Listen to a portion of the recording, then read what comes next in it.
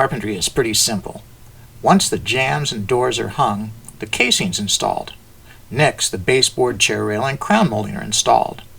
For the most part, trim carpenters work with three kinds of corners or joints: butt joints, inside corners, and outside corners.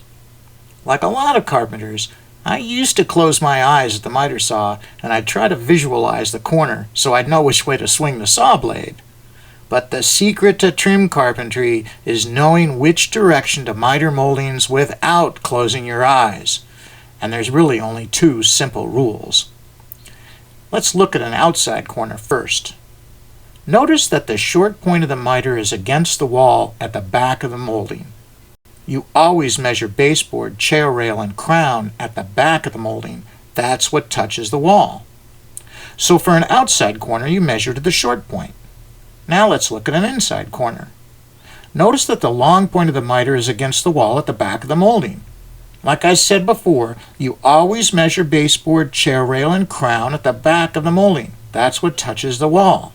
So for an inside corner, you measure to the long point.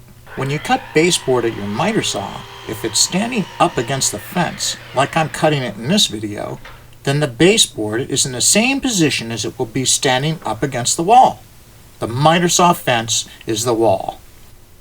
If the long point of the miter is at the back of the molding and against the fence, then that must be an inside corner. Now I'll swing the saw in the opposite direction and notice what happens. The short point will be at the back of the molding and against the fence, so that must be an outside corner. Those are the two simple rules you need to learn if you want to cut molding at your saw without closing your eyes.